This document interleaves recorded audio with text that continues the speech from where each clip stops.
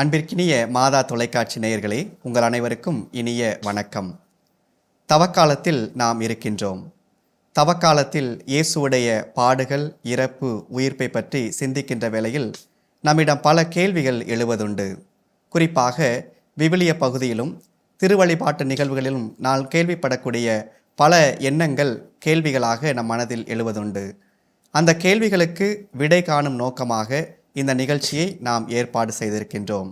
நம்முடைய கேள்விகளுக்கு திருவிவிலியத்தின் பின்புலத்தில் இறையியல் கருத்துக்களோடு விடைகளை தர வந்திருப்பவர் நம்முடைய அன்பிற்கும் மதிப்பிற்கும் உரிய சுல்தான்பேட் பாலக்காடு ஆயர், இந்திய ஆயர் பேரவையின் விவிலிய பணிக்குழுவின் தலைவர் மேதகு அந்தோணிசாமி பீட்டர் அபீர் அவர்கள் நம்மோடு இருக்கிறார்கள்.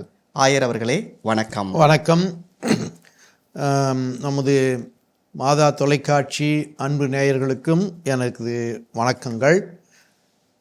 இந்த பாடுகள் பற்றிய விவிலிய ஒரு குறிப்புகளுக்கு விளக்கம் தருகின்ற இந்த நிகழ்ச்சியில் நம்மோடு பங்கேற்று நமக்கு உதவியாக இருப்பவர் அருள் தந்தை டாக்டர் இயேசு கருணாநிதி அவர்கள். தந்தை அவர்கள் மதுரை உயர்மறை மாவட்டத்தின் குருவானவர். அதே நேரத்தில் இந்திய ஆயர் பேரவையின் விவிலிய பணிக்குழுவின் செயலராகும் என்னோடு சேர்ந்து திறம்பட நன்றாக பணியாற்றி வருபவர். விவிலியம் கற்றவர், போதித்தவர், நிறைய எழுதி கொண்டே இருக்கிறார். ஆகவே அவர் நமது நிகழ்ச்சியில் கலந்து கொண்டு இந்த விளக்க உரைக்கு உதவியாக இருப்பவருக்கு மிக மகிழ்ச்சி. உங்களை பாராட்டுகிறேன். நன்றி ஆயர் அவர்களே. அன்பிற்கினிய நேயர்களே, இந்த நிகழ்ச்சியுடைய நோக்கமாக நாம் 3 வரையறுக்கலாம். 1, பாடுகள், இறப்பு பற்றிய அறிதலை பெற்றுக்கொள்வது. திருவிவிலியத்தின் பின்புலத்தில், திரு அவையின் போதனையின் பின்புலத்தில், இறையியல் பின்புலத்தில். 2வதாக, இயேசுவுடைய பாடுகளை அறிந்த நாம் அவரோடு நம்முடைய பாடுகளை இணைத்து கொள்ளுமாறு அதை அனுபவமாக மாற்றுவது. 3வதாக, அவரை அறிந்து அனுபவம் பெற்ற நாம் அவரை தொடர்ந்து சீடர்களாக பின்பற்ற நாம் நம்மையே உறுதியாக்கிக் கொள்வது, அந்த சீடத்துவ பாதையில் வளர்த்து கொள்வது. ஆக இந்த நிகழ்ச்சியில் இயேசுவை அறியவும், இயேசுவோடு இணைந்து நம்முடைய பாடுகளை அனுபவிக்கவும், பாடுகளை அனுபவிக்கின்ற நாம் அவரை பின்பற்றவும் முயற்சி செய்வோம். இந்த 3ம் நடந்ததென்றால் இந்த நிகழ்ச்சி ஒரு வெற்றி என நாம் கூற முடியும். இப்பொழுது நாம் நிகழ்ச்சிக்குள் செல்வோம். ஆயர் அவர்களே, முதல் கேள்வியாக, இயேசுவுடைய பாடுகள் அப்படி நம்ம சொல்லும்போது வழக்கமாக நம்ம குருத்து ஞாயிறு அன்று தான் அதை தொடங்குகிறோம். வழக்கமாக குருத்து ஞாயிறு அன்று நம்ம தொடங்கி புனித வாரத்தில் பாடுகளை கொண்டாடுகிறோம். ஆனால் இயேசுவின் பாடுகள் குருத்து ஞாயிறு நிகழ்வன்று தான் தொடங்கியதா, அல்லது அதற்கு முன்பு இருந்தே இயேசுவுடைய பாடுகள் அவருக்கு தெரிந்திருந்ததா, அல்லது இயேசுவுடைய பாடுகள் அவரை சுற்றி வந்து கொண்டவே இருந்தனவா? அதை பற்றி நீங்கள் எங்களுக்கு சொல்லலாம் ஆயரே. மாதா தொலைக்காட்சி இனிய நேயர்களுக்கு எனது வணக்கம். நாம் இப்பொழுது தவக்காலத்தில் இருக்கிறோம். தவக்காலம் என்று சொல்லும் பொழுதே நம்ம எல்லாருக்குடைய மனசில் பதியறது இயேசுவின் பாடுகள். இயேசுவின் பாடுகள் என்பது நம்ம எல்லாருக்கும் ஒரு ஆன்மீக ஒரு விழிப்புணர்வையும் புத்துணர்ச்சியையும் புது வாழ்வையும் அளிக்கிறது என்பது தான் இயேசுவின் பாடுகள். அது நீங்கள் சொல்கிற மாதிரி பொதுவாக எல்லா வழிபாட்டு நிகழ்ச்சிகளில் கூட குருத்து ஞாயிறன்று நம்ம தொடங்கி பிறகு இயேசுவின் அடக்கம் அது வரையிலும் நம்ம இயேசுவின் பாடுகளை பற்றி தியானிக்கிறோம்.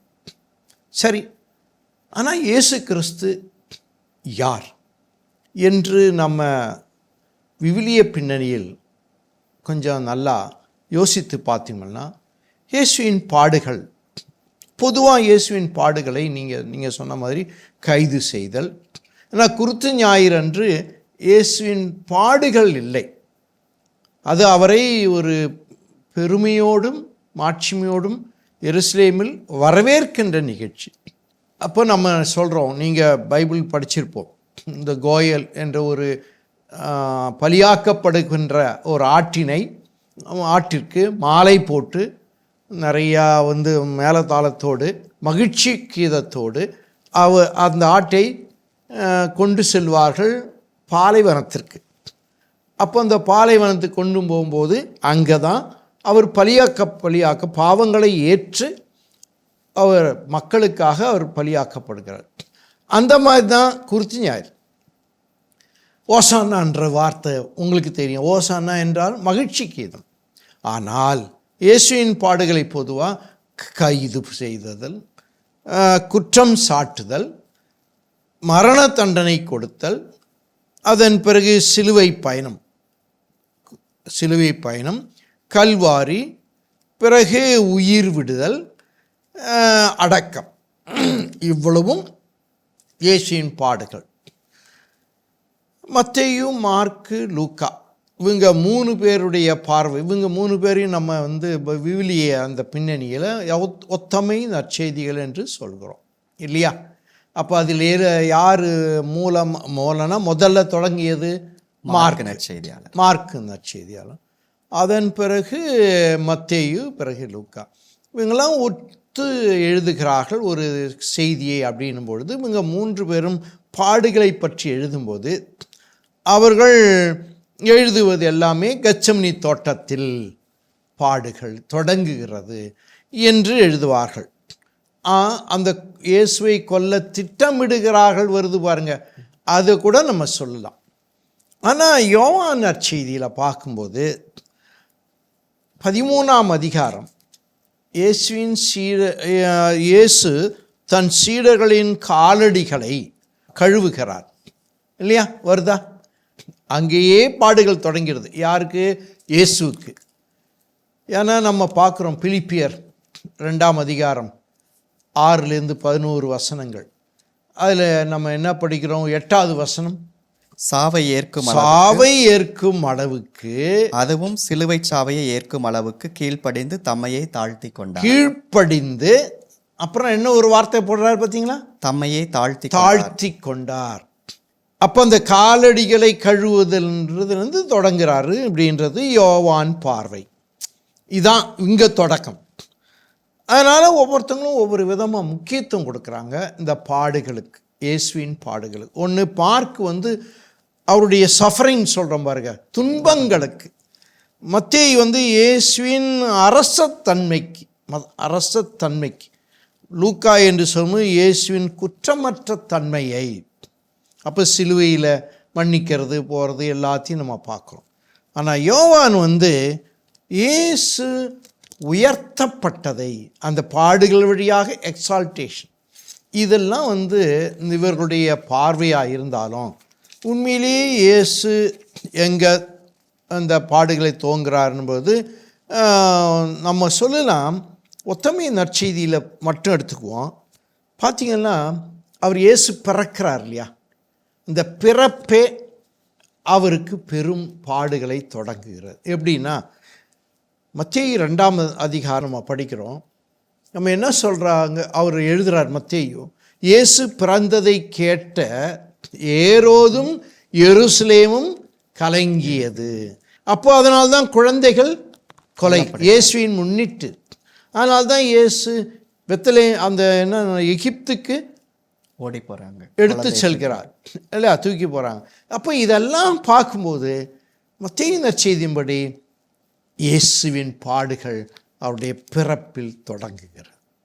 ஸோ கேட்டிங்க இல்லையா? எங்கப்பா தொடங்குன்னு? கெத்செமனி தோட்டத்தில் இல்லை, இயேசு கிறிஸ்துவுக்கு அங்கேயே அவருடைய துன்பங்கள் தொடங்கி விடுகிறது. இதிலேயே நம்ம ஓய்வு நாளுக்காக மீறியதாக அவரை குற்றம் சாட்டுகிறார்கள். ஒத்தமை நற்செய்தியில் பார்க்குறோம். இயேசு கோவிலை தூய்மைப்படுத்துகிறார். அப்பொழுது இடித்து விடுவாங்க, இவன் 3 நாளில் கட்டுவிடுன்னு சொல்லும்போது, இவர் இத்தனை வருஷம் ஆச்ச, எங்களுக்கு 36 வருஷம், இதெல்லாம் நீ எப்படி கட்டுவியா கேட்குறாங்களே. ஸோ கொடிய ஒரு குத்தகைக்காரன் ஓமையெல்லாம் சொல்லி இயேசு அந்த ஆட்கள், இஸ்ராயல் மக்கள், யூதர்களுடைய அந்த முரட்டுத்தனத்தை எடுத்துரைக்கிறார். தலைமை குருக்களுடைய அந்த நம்பிக்கையற்ற மட்டும் இல்லை, எதிர்ப்பை பல முறை சொல்கிறார்கள். அப்போது நம்ம பார்க்கும் பொழுது விவிலியத்தை நல்லா ஊர்ந்து படித்தோமா, உத்தமேற்சையில் என்ன சொல்கிறாரு, இயேசு வாழ்க்கை அந்த எத்தனை வருஷம் வெளி அடையாள வாழ்க்கையை நம்ம பார்க்குறோம், மொத்தம் 33. 33ல் 3 வருஷம் தானே. அப்போ 3 வருஷத்தை தான் நம்ம குறிப்பு பார்க்குறோம். விவிலிய குறிப்பு எத்தனை வருஷத்துக்கு குறிப்புகள் பார்க்குறோன்னா 3 வருஷம். அந்த 3 ஆண்டுகளில் மட்டுமல்ல 33 வருஷமும் இயேசுவின் பாடுகள், இயேசு தன்னுடைய பாடுகளை அனுபவித்தார். அது இந்த 3 நற்செய்தியாளர்கள் கூறுகின்ற பார்வை. ஆனால் யோவான் அவர் ஒரு தனியாக வித்தியாசமாக காட்டுறார். யோவான் எப்படி சொல்கிறாருன்னா, அவரும் தொடக்க காலம், அவர் இயேசு எப்பொழுது தன் பணியை தொடங்குகிறார், எந்த இடத்துல பார்த்தீங்கன்னா யோவான் நற்செய்தியில் இதோ உலகின் பாவங்களை போக்கும் செம்மறி என்று 1:29 திருமுழுக்கு யோவான் சுட்டிக்காட்டுறார். அந்த வார்த்தையை படிங்க. மறுநாள் இயேசு தம்மிடம் வருவதைக் கண்ட யோவான், இதோ கடவுளின் ஆட்டுக்குட்டி, இதோ கடவுளின் ஆட்டுக்குட்டி, ஆட்டுக்குட்டியாம் இவரே உலகின் பாவத்தை போக்குபவர். அந்த வார்த்தையை பார்த்தீங்களா, உலகின் பாவங்களை போக்குபவர். அப்போ 2 விஷயத்தை சொல்லணும். உலகின் பாவங்களை போக்குறது ஒரு கடவுள் கொடுத்த அவருக்கு பணி. அந்த பணியை எப்படி செய்கிறான்னு யோவான் எடுத்த உடனே சொல்கிறாரு, ஆட்டுக்குட்டியாக. ஆட்டுக்குட்டியினுடைய என்ன அங்கே நம்ம பார்க்குறோம், பலியாக்கப்படும் ஆடு, செம்மறி. பலி அப்போ அங்கேயே வேதனை தொடங்கிவிடுதா, துன்பங்கள் தொடங்குது. அது மட்டும் இல்லை, இவரை தொடர்ந்து அந்த யூதர் தலைவர்கள் தான் இங்கே 5:18 இவ்வாறு அவர் ஓய்வு நாள் சட்டத்தை மீறியதோடு நில்லாமல் கடவுளை தம் சொந்த தந்தை என்று கூறி தம்மையே கடவுளுக்கு இணையாக்கியதால் யூதர்கள் அவரை கொல்ல இன்னும் மிகுந்த பார்த்தீங்களா, தொடக்கத்திலேயே இயேசுவை கொல்ல சதி தொடங்க, அப்பவே பாடுகள் ஆரம்பிக்கும். அதே தான் நானும் தந்தையும் ஒன்று என்று ஒரு 10ஆம் அதிகாரத்தில் சொல்வார். உடனே இவர்கள் என்ன செய்கிறாங்க, இவரை கொல்லுவதற்கு திட்டமிடுகிறார்கள். 11:8 தான் ஒரு டேர்னிங் பாயிண்ட். அதுதான் நம்ம எல்லாரும் சொல்லுவார்கள், இயேசுவின் உண்மையான பாடுகள் இங்கே தான் தொடங்குகிறது என்றும் சொல்லுவார்கள். 11:8 அவருடைய சீடர்கள் அவரிடம், ரபி, இப்போது தானே யூதர்கள் உண்மையில் கல்லெறிய முயன்றார்கள், இப்பொழுது தானே கல்லெறிய முயன்றார்கள், நீங்கள் அங்கே போகணுமா, எங்கே, பெத்தானியாவுக்கு. அப்போ அவர் இல்லை, போய் தான் ஆகணும், போகிறன்றார். அதன் பிறகு போன ஒருபாடு அந்த லாசரைக்கு உயிர் கொடுக்கிறார். உயிர் கொடுத்த முடித்தவர் அதே அதிகாரம் 48:53 இவனை இப்படியே விட்டுவிட்டால் அனைவரும் இவனிடம் நம்பிக்கை கொள்வர், அப்போது ரோமையர் வந்து நம் தூய இடத்தையும் நம் இனத்தையும் அழித்து விடுவார்கள் என்று பேசிக்கொண்டனர். கயபா என்பவர் அவர்களில் ஒருவர். அவர் அவ்வாண்டின் தலைமை குருவாயிருந்தார். அவர் அவர்களிடம், உங்களுக்கு ஒன்றும் தெரியவில்லை, இனம் முழுவதும் அழிந்து போவதை விட ஒரு மனிதன் மட்டும் மக்களுக்காக அங்க பார்த்தீங்களா திட்டம், இவரை கொல்ல வேண்டும் என்ற திட்டம். அப்போ யோவான் கொடுப்பதும் அவர் அந்த பிறப்பிலேயேன்றதை எப்படி காட்டுறார் அவரும் அப்படின்னா, முதல் அதிகாரம் முதல் வசனத்திலேயே இயேசு யாரு, கடவுள் தன்மையில் விளங்கிய அவர், கடவுளோடு இருந்தார், கடவுளாயும் இருந்தார் சொல்கிறார. அதன் பிறகு என்ன சொல்கிறாரு, அப்படிப்பட்டவர் கடவுளோடு இருந்தார், கடவுளாயும் இருந்தார், அப்படி இருந்தவர் மானிடரானார், நம்மிடம் குடிகொண்ட வந்தார் என்று 14 வருஷம். ஆனால் ஒரு இடத்துல என்ன சொல்கிறார், அவர் தமக்குரியவரிடத்துக்கு வந்தார், அவருக்குரியவர்கள் அவரை ஏற்றுக்கொள்ளவில்லை. யோவான் 1:11 பார்க்கிறோம். அப்படின்னா என்ன, அங்கேயே இயேசுவின் பிறப்பிலேயே அவர் நிராகரிக்கப்படுகிறார். அதுவும் அவருடைய அந்த கடவுளுடைய திட்டம் இருக்கு பார், இவரை மீட்பராக நம்முடைய பாவங்களுக்கு பரிகாரமாக இவரை அனுப்பணும் போதே அந்த வார்த்தை பரிகாரம் என்ற வார்த்தையிலேயே அவருடைய பாடுகள் அடங்கியிருக்கா இல்லையா, அடங்கியிருக்கிறது. அதுதான் நமக்கு இப்போ நம்ம யோசிக்க வேண்டியிருக்கு. இப்படிப்பட்ட ஒரு பின்னணியில் பொதுவாக நம்ம சொல்கிறது கெத்செமனி டு கல்லறை, அதுதான் இயேசுவின் நான் நேரடி பாடுகள் பற்றிய குறிப்புகள், சரிதானே?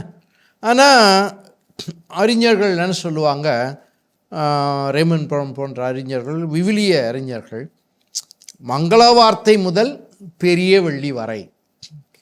அது உண்மைதானே? இப்போ தானே பார்த்தோம் ஒத்தமை நற்செய்தியும் சரி யோவான் செய்தி. மங்கள வார்த்தை முதல் பெரிய வெள்ளி வரை. அதனால்தான் கடவுள் தன்மீது விளங்கியவர் என்று சொன்னவது சிலுவையை மட்டும் தாழ்த்தி கொண்டான்னு பிலிப்பியர் சொல்கிறாரு. கொலோசியரும் அவரும் அதே வார்த்தையை 1:15 அப்படி சொல்லுவாங்க. அப்போது ஆக இறை திட்டத்திலேயே பாடுகள் உள்ளது. இயேசுவின் பாடுகள் நம்ம சொல்கிறோமே தவிர அந்த எழுத்து மூலம் படித்து நம்ம ஒரு கதை அமைப்பை கொண்டு ஒரு காட்சி அமைப்பை கொடுக்குறோம். பாடுகளுக்கு சிலுவை பாதையின் படங்கள் காட்சிகள் கொடுக்குறோம். ஆனால் ஆழ்ந்து யோசிக்கும்போது இயேசு யார் என்ற அந்த முதலே நான் சொன்னேன், எடுத்த உடனே அந்த கேள்வியை கேட்கும்போதே நமக்கு என்ன தோணுன்னா, கடவுளுடைய திட்டம் இவருக்கு என்னவோ அந்த திட்டத்திலேயே பாடுகள் இருக்கா இல்லையா? சொல்லுங்க ஆயர் அவர்களே. அப்போது நம்ம இந்த முதல் கேள்வி பார்க்கும்போது இயேசுவின் பாடுகள் நம்ம வழக்கமாக யோசிக்கிற மாதிரி கெத்சமேனில் தொடங்கி அவருடைய கல்லறை வரைக்கும் இல்லை. மாறாக அவருடைய பணிவாழ்விலும் இருக்குது. பணிவாழ்வையும் தாண்டி அவருடைய பிறப்புக்கு முன்பாக மனு உருவாதல் கூட ஒரு வகையான பாடுகள்னு நம்ம எடுத்துக்கொள்ள முடியும். ஒட்டுமொத்தமாக நம்ம நற்செய்தி பார்வையிலும் சரி அல்லது பவுலுடைய பிலிப்பியருக்கு எழுதக்கூடிய அந்த பாடலும் சரி, இதோடைய பின்புலத்தில் பார்க்கும்போது இயேசுவை பொறுத்தவரையில் பாடுகள் என்பது அவருடைய பிறப்பில் தொடங்குகிறது. பிறப்பிற்கு முன்பாக இருக்கக்கூடிய மனு உருவாதல் நிகழ்வில் தொடங்கி மனு உருவானதும் அதுக்கு மேலேயும் திட்டம் கடவுளுடைய திட்டத்திலும் இருக்கு. அந்த பாடுகளில் சிலுவை என்பது அந்த திட்டத்தின் நிறைவு. அப்படி அதனால்தான் புதிய ஏற்பாட்டு துன்புறும் ஊழியன் வாக்குகள்லாம் பழைய ஏற்பாட்டில் இருக்கிற துன்புறும் ஊழியன் பற்றிய வாக்குகள், அது எசாயா 53 அந்த அதிகாரத்தில் உள்ளது எல்லாமே நம்ம கிறிஸ்தவர்கள் யாருக்கு பொருத்தி பார்க்குறோம்? இயேசுவுக்கு பொருத்தி பார்க்கிறோம். ஏன்? கடவுளுடைய திட்டம் பழைய ஏற்பாட்டிலே சொல்லப்பட்டு இருக்கிறது.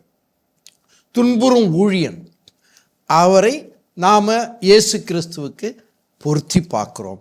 ஆக நீங்கள் கேட்ட கேள்விக்கு இதுதான் நான் சொல்லணும்னா, பாடுகள் நீங்கள் சொன்ன மாதிரி 4 கட்டத்தில் பார்க்குறோம். ஒன்று கெத்செமனி தோட்டம் முதல் கல்லறை வரை. 2வது அவருடைய பணி வாழ்வில் அவர் கண்ட எதிர்ப்புகள் வழியாக கொலை செய்ய திட்டமிடுகிறார்கள் என்று சொல்லலாம். 3வது அவருடைய பிறப்பிலேயே. 4வது கடவுளுடைய திட்டத்திலேயே இயேசுவின் பாடுகள் உள்ளது. ஆயர் அவர்களே, இப்போது இந்த 4 நிலைகளில் இயேசுடைய பாடுகள் இருக்கிறத நம்ம பார்க்குறோம். அப்போ சிலுவைங்கிற ஒரு நிழல் இயேசுடைய பிறப்பிலிருந்து அவருடைய இறப்பு வரைக்கும் அது வந்து கொண்டே இருக்கிறது. கண்டிப்பாக அது அவருக்கு ஏற்கனவே தெரிகிறது. அதனால தான் 3 முறை பாடுகளை முன்னறிவிக்கிறார். அப்போ இயேசுடைய பாடுகள் முன்னறிவிக்கக்கூடிய அந்த நிகழ்வு கூட பாடுகள் பற்றிய தெளிவில் அவர் இருந்தார் நம்ம காட்டுகிறது. அந்த பாடுகள் முன்னறிவித்தல் பற்றி நீங்கள் ஆமாம், அது இது பார்த்தீங்களா? இப்போ நீங்கள் சொன்ன மாதிரி, ஏன்னா நான் தியானிச்சதோ படித்ததோ வரையிலும் இயேசுவின் சிலுவை கல்வாரியில் மட்டும் இல்லை, அல்லது அவர் சிலுவை சுமந்தி அந்த வியா தொலரோசான்னு சொல்கிறோம் பாருங்க, சிலுவை பாதையில் நாம் சிலுவையை பார்ப்பதில்லை, இயேசுவின் வாழ்க்கை முழுவதிலும் பார்க்கிறோம். அப்படி பார்க்கும்போது தான் இயேசு 3 முறை தன்னுடைய இறப்பு பற்றி, சிலுவை மரணம் பற்றி பேசுகிறார் என்று நம்ம பார்க்குறோம். நாம் பொதுவாக இறப்பை நாம் என்னன்னு பார்க்குறோம் அப்படின்னா, நம்முடைய பாவங்களுக்கு பலியாக அவர் செய்தார். எபிரேயருக்கு எழுதிய திருமுக ஆசிரியர் சொல்கிறாரு, நம்முடைய பாவங்களுக்கான கடனை ஏன்னா நாம் பாவம் செய்யும்போது கடவுளுக்கு கடன் பட்டு இருக்கிறோம். அந்த கடனை நீக்குவது யார்? இயேசு. இது நம்முடைய மீட்பு தான் என்று சொன்னால், மீட்பு எது வழி? சிலுவை வழி. அப்படின்னா ஏன் அதை 3 முறை சொல்கிறார்? 3 முறை. முதல் முறை நீங்கள் பார்த்தீங்கன்னா, மானிட மகன், பொதுவாக மார்க் மானிட மகன் என்பதற்கு முக்கியத்துவம் கொடுக்குறாரு. அதனால்தான் பல்வேறு வகையில் அவர் துன்பப்படவும் என்று 8:31 பார்க்குறோம் இல்லை. 8:31 மூப்பர்கள், மறைநூல் அறிஞர், தலைமை குருக்கள் எல்லாரும் உதறி தள்ளப்படவும் என்று அந்த வசனம் பாருங்க. நான் சொல்கிறேன், முதல் முறை அறிவிக்கும் போது 8ஆம் அதிகாரம் 31-32 முதல் முறை அதில் 3 விஷயம் அது இயேசு சொல்கிறார். மறைநூல் அறிஞர், தலைமை குருக்கள் இவர்களால் உதறி தள்ளப்பட வேண்டும். 2வது கொலை செய்யப்பட வேண்டும். அதன் பிறகு 3ஆம் நாள் உயிர்த்தெழப்படவும் என்று கூறுகிறார் இல்லைங்களா? இதான் முதல் முறை வருகிறது. ஏன் இதை சொல்கிறார்? இதனுடைய சூழல் என்ன? முதல் முறை இதை மற்றவங்களும் சொல்கிறாங்க. அவர் மார்க்கு நற்செய்தி மட்டும் இல்லை, மத்தேயு 16, லூக்கு 9 இது எல்லாமே பேரலாக இருக்கிறதுனால சொல்கிறோம். இதனுடைய அந்த முதல் அறிவிப்பு சொல்கிறார் இல்லையா, அதனுடைய சூழல் என்ன அப்படின்னு பார்த்தீங்கன்னா, 4000 பேருக்கு உணவு கொடுக்கிறார். அந்த 8ஆம் அதிகாரம் மார்க்குக்கு முன்னாடி பேதுரு அந்த 4000 பேருக்கு உணவு கொடுத்த உடனே சீடர்கள்லாம் மகிழ்ச்சி அடைகிறாங்க, பெருமைப்படுகிறார்கள். தங்களுடைய தலைவரை குறித்து, தங்களுடைய போதகரை குறித்து பெருமைப்படுகிறார்கள். அப்போது தான் இயேசு கேட்குறார், நான் யார் என்று மக்கள் என்ன கூறுகிறார்கள்னு கேட்குறாரு. அப்போ எல்லாரும் வெவ்வேறு விதமாக பதில் சொல்கிறாங்க. பேதுரு என்ன சொல்கிறாரு? நீர் மெசியா, கடவுளின் மகன். அதான் பொதுவாக என்ன சொல்கிறோம், நம்பிக்கை அறிக்கை, விசுவாச பிரமாணம். யாருடையது? பேதுரு. முதல் பைபிளில் இயேசுவை பற்றிய முதல் விசுவாச பிரமாணமே விசுவாச பிரமாணம், அது ஃபெய்த் ப்ரொக்ளமேஷன் அப்படின்றோம். அதை சொல்கிறாரு, நீர் மெசியா, கடவுளின் மகன். இதுதான் வெளிப்பாடு. அப்போ அவர் சொல்கிறார், இயேசுவை சொல்கிறார், இது நீயா சொல்லப்பா, கடவுள் உனக்கு வெளிப்படுத்தி சொல்கிறேன்னா. ஏன்னா it is not a man's flush இல்லை, ஒரு அவங்களுடைய கண்டுபிடிப்பு, டிஸ்கவரி கிடையாது இல்லையா நம்ம சொல்கிறோம். அதனால்தான் இன்ஸ்பிரேஷன் அப்படின்ற நம்முடைய தியாலஜியில் நம்ம படிக்கிறோம். இன்ஸ்பிரேஷனில் இது கடவுளால் வெளிப்படுத்தப்பட்ட. சரி, ஆனால் இது இந்த மாட்சிமைப்படுத்தப்பட வேண்டும் என்பது இயேசு அந்த இடத்துல இதை வெளிப்படுத்த விரும்பவில்லை. ஆகவே என்ன சொல்கிறாரு, இது இறை சித்தம். ஆனால் எப்படி இது மாட்சிமை வளர்த்தப்பட வேண்டும் என்று சீடர்களுக்கு என்ன சொல்கிறாரு? துன்பப்பட வேண்டும், உதறி தள்ளப்பட வேண்டும், எதிர்க்கப்பட வேண்டும், கொல்லப்பட வேண்டும். இது எல்லாம் கடந்து தான் கடைசியாக எங்கே வருது? மீட்பு, உயிர்ப்பு வருகிறது. அப்போ உயிர்ப்பு என்பது சீடர்களுக்கு சொல்கிறார், என்னுடைய மாட்சி என்பது சிலுவை வழி. இதான் முதல் முறை அறிவிப்பதனுடைய நோக்கமே. எடுத்த உடனே அதை மாட்சிமை பற்றி பேச இயேசு விரும்பவில்லை. ஏன்னா இயேசு மாட்சிமையின் மன்னராக வாழவில்லை, மாட்சியின் மன்னராக அவர் உயிர்த்தார். ஆனால் வாழ்ந்து காட்டியதெல்லாம் சிலுவை பாடுகள். அது முதல் இறை. 2வது முறை சொல்கிறோம், மார்க்கு 9ஆம் அதிகாரம் இல்லையா, 9:30-32 வாசிங்க. 30 வாசிக்கிறோம். அவர்கள் அங்கிருந்து புறப்பட்டு கலிலேயா வழியாக சென்றார்கள். அது யாருக்கும் தெரியக்கூடாது என்று இயேசு விரும்பினார். பாருங்க அந்த மார்க் எப்படி சொல்றாருன்னு. ஏன்னா அவர் மானிட மகனா இஸ் ஹியூமன் பர்சன். அவர் ஒரு பெரிய அற்புதங்களை செய்து தன்னுடைய வல்லமையை வெளிப்படுத்தவில்லை. அவர் கடவுளுடைய திட்டத்தை நிறைவேற்றி கடவுள் அவருக்கு மாட்சி அளிக்கப் போகிறார். அந்த பின்னணியில் தான் இங்கே சொல்கிறாரு, யாரும் வெளிப்படுத்தக்கூடாது என்று சொல்லி. அடுத்தது, ஏனெனில் மானிட மகன் மக்களின் கையில் ஒப்புவிக்கப்படவிருக்கிறார். அவர்கள் அவரை கொலை செய்வார்கள். கொல்லப்பட்ட 3 நாட்களுக்கு பின் அவர் உயிர் தழுவார் என்று அவர் தம் சீடருக்கு கற்பித்து கொண்டிருந்தார். அவர் சொன்னது அவர்களுக்கு விளங்கவில்லை. அவரிடம் விளக்கம் கேட்கவும் அவர்கள் அஞ்சினார்கள். இதே மத்தேயு 17 சொல்கிறாரு, லூக்கா 9ஆம் அதிகாரத்தில் நம்ம படிக்கிறோம். ஆக இந்த சூழல் எந்த சூழல்னாக்க, அந்த இயேசுவின் தோற்றம் மாறுதல் சூழல். இயேசுவின் தோற்றம் மாறுதல் சூழலில் தபோர் மலையில் இயேசு, யோவான், யாக்கோப்பு, பேதுரு இந்த 3 பேரையும் கூட்டிட்டு போய் அவங்க தோற்றம் மாறும் பொழுது அவர்கள் பெரிய பெருமை அடைந்து அவங்களுக்கு இப்போ சொல்லக்கூட பேசக்கூட வாய் வராமல் 3 பேருக்கும், யாருக்கு, மோசேயை கொண்டும் எலியாவை கொண்டும் இயேசுவுக்கு கொண்டுமாக கூடாரம் அமைப்போம் என்ற அளவுக்கு அவர்களுடைய ஆச்சரியம் போய் அந்த பின்னணியில் இயேசுவை மாட்சியின் மன்னராக அவர்கள் மனம் நிறைந்து அப்படியே வாழ நினைக்கிற சூழலில் தான் இயேசு என்ன சொல்கிறாரு, நோ, உண்மை இதெல்லாம் நடந்தது, ஆனால் எது வழி, சிலுவை வழிதான் இதெல்லாம் நடக்கும் என்பதை சுட்டிக்காட்ட மீண்டும் அவர்களுக்கு அந்த இறப்பு, தன்னுடைய இறப்பு, பாடுகள் எல்லாமே கடவுளுடைய திட்டம், அந்த திட்டத்தை நிறைவேற்றுதல் வழியாகத்தான் என்று. அதனால தான் பாப்பா நம்ம பல முறை சொல்லுவார், குட் ஃப்ரைடே இல்லாமல் ஈஸ்டர் இல்லை. அதை தான் மறுபடியும் வலியுறுத்துகிறார் இயேசு இந்த 2ஆம் முறை.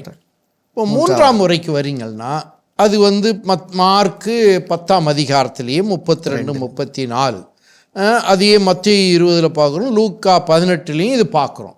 32 அவர்கள் எருசலேமுக்கு போகும் வழியில் சென்று கொண்டு பாருங்க, எருசலேமுக்கு போகும் வழியில் இயேசு அவர்களுக்கு முன் போய்க் கொண்டிருந்தார். சீடர் திகைப்புற்று இருக்க அவரை பின்பற்றிய ஏனையோர் அச்சம் கொண்டிருந்தனர். அவர் மீண்டும் 12 அழைத்து தமக்கு நிகழவிருப்பவற்றை குறித்து பேசத் தொடங்கினார். அவர், இப்பொழுது நாம் எருசலேமுக்கு செல்கிறோம். மானிட மகன் தலைமை குருக்களிடமும் மறைநூல் அறிஞர்களிடம் ஒப்புவிக்கப்படுவார். அவர்கள் அவருக்கு மரண தண்டனை விதித்து அவரை பிற இனத்தவரிடம் ஒப்புவிப்பார்கள். அவர்கள் ஏளனம் செய்து அவர் மீது துப்பி சாட்டையால் அடித்து அவரை கொலை செய்வார்கள். ஏன் இதை 3ஆவது முறை இப்படி பேசார்? இது 3ஆம் முறை தானே? ஆமா. ஏன்னா எருசலேம் போறார். எருசலேம் போகிற நேரத்தில் என்ன காட்சியை சீடர்கள் பார்க்க போறாங்க? அவருடைய இறப்பு இல்ல எடுத்த உடனே எருசலேம் உள்ள நுழையும் போது அவருடைய வரவேற்பு ஆர்ப்பரித்து வரவேற்பு. அது எப்படி இருக்கும்? வரவேற்பு ஆர்ப்பரித்து குருத்தோலை இல்லையா? எல்லாரும் ஓசான்னா பாருங்க, 3 விஷயம். ஓசானா பாடுதல், குருத்தோலை, இதுக்கு அவரை அரசமாக பவனியாக எடுத்துட்டு பவனியாக, இதெல்லாம் ஒரு அரச தோற்றம் இல்லையா? அப்ப இது பார்த்து சீடர்கள் இயேசுவின் உண்மை தன்மையை, அவர் இந்த உலகிற்கு வந்த நோக்கத்தை மறந்து விடுவார்கள், அல்லது அவர்களுக்கு அந்த நோக்கம் புரியாமல் போய்விடும் என்ற சூழலில் அந்த நிகழ்ச்சி நடக்கிறதுக்கு முன்னாடியே இவர்களுக்கு ஒரு எச்சரிக்கையாக தான் யார் என்று கூறுகிறார். ஏன்னா தான் யார் என்று கூறும்போது பாடுகள் படணும், இறக்கணும், அதன் பிறகுதான் உயிர்க்க வேண்டும் என்று நம்ம பார்க்குறோம். இது 3 முறை நம்ம அறிவித்ததை நம்ம பார்க்குறோம். ஆயர் அவர்கள், இப்போ இயேசுடைய அந்த முன்னறிவிப்பு 3 முறை நடக்கிறது. அந்த 3 முறை நடந்ததுடைய சூழல் நீங்க சொன்னீங்க இல்லையா? ஆமா, சொன்னேன். முதல்ல சூழல் சொல்லும்போது அவன் பேதுருடைய நம்பிக்கை அறிக்கை, 2வது தோற்ற மாற்றம், 3வது எருசலேம் நோக்கிய பயணம். ஆனா இந்த 3 நிகழ்வுகளை பார்க்கிறோம். குறிப்பாக மார்க் நற்செய்தியில 3 இடத்திலுமே இயேசு தவறாக புரிந்து கொள்ளப்படுகிறார். ஒன்று, அவர்கள் பேதுரு நம்பிக்கை அறிக்கை செய்கிறாரு, ஆனா இந்த பாடுகளை பற்றி கேட்ட உடனே இது உமக்கு நிகழக்கூடாது அப்படின்னு கடிந்து கொள்கிறார். இப்போ பேதுருவும் இயேசுவை தவறாக புரிந்து கொள்கிறார். 2வது முறை பாடுகள் முன்னறிவிக்கப்படும் போது யார் மிக பெரியவர் அப்படிங்கிற ஒரு கேள்வி அவர்களுக்குள் எழுகிறது. அப்போ இயேசு சொன்னதை அவர்கள் புரிந்து கொள்ளவில்லை, தங்களைத்தான் அவர்கள் முன்வைத்து கொண்டிருந்தார்கள்.